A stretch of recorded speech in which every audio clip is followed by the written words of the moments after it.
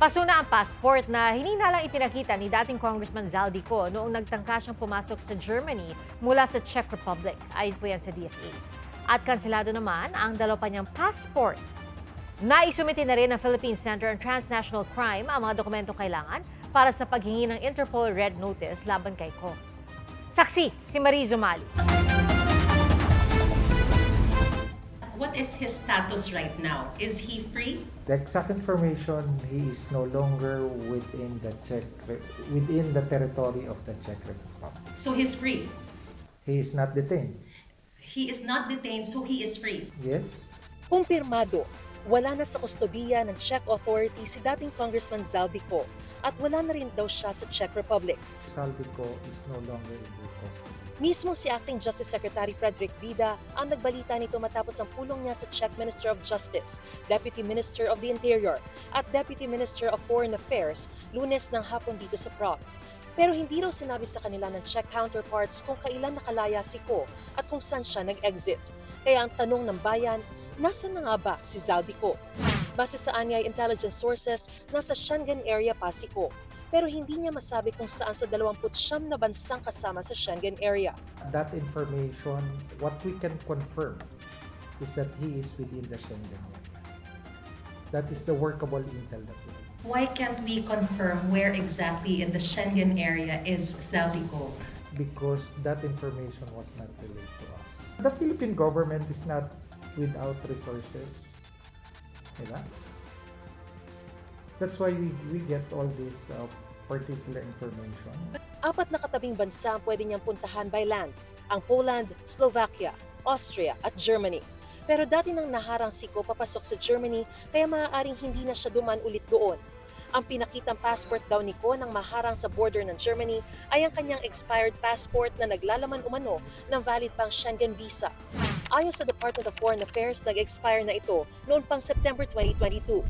Hindi na raw ito kailangang kanselahin dahil hindi na ito maaaring gamitin sa international travel. Nilinaw din ng DFA na ang dalawang passport ni Ko na isang regular at isang diplomatic passport, kinansela nila batay sa isang court order noong December 2025. Agad daw nila itong nireport sa Interpol. Kasunod na setback sa paghabol kay Ko, sinabi ni Senator Ping Lacson na walang ibang maaaring sisihin kundi ang gobyerno sa nasayang na oportunidad. Nalagay raw sa nakakahiyang sitwasyon ng gobyerno dahil hindi ito agad umaksyon nang malamang hawak ng Czech authorities si Ko.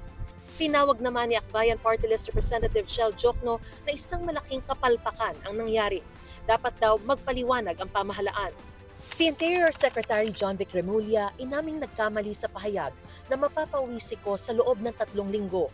Nagkamali raw siyang isipin na parehong magiging proseso ng pagpaparepatriate ng Pilipinas at ng Czech Republic. Doesn't the President feel compelled to issue an apology over the announcement that he made himself? Balik ko ang tanong, saan po siya dapat mag-apologize? Lahat naman po tayo ay umasa. Lahat naman po na dapat gawin ay ginawa ng Pangulo at ng administrasyon. Ang kanyang inireport naman po ay tama. Ayon kay Vida, malinaw anyang hindi nagkamali si Pangulong Marcos sa anunsyong nahuli si Ko. Hindi yung premature. Because when our president made that announcement, that was the facts available na narito sa Czech Republic. Hindi umano nagkulang ang ating law enforcers, pero iba raw sana ang naging resulta kung may hawak na tayong red notice. Kung may red notice, that serves as arrest warrant. So the obligation now of the 196 member countries of Interpol is to detain the person.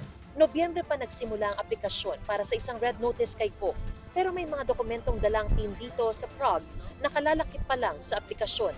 So may malaking kakulangan tayo dahil hindi natin naisumite ang lahat-lahat para makuha yung red notice na kinakailangan natin. Do we admit at the very least that there was also some fault on our end? Hindi ho, kasi may proseso ang Interpol kung kailan at paano nila ini-issue ang red notice. Yes. Yung sinasabing kulang na yon, pinag-aralan natin nga kung ano yung sa mga successful na folder tayo, inulit natin. Wala naman nagsabing kulang. Kung kukumpletuhin, tama ka doon.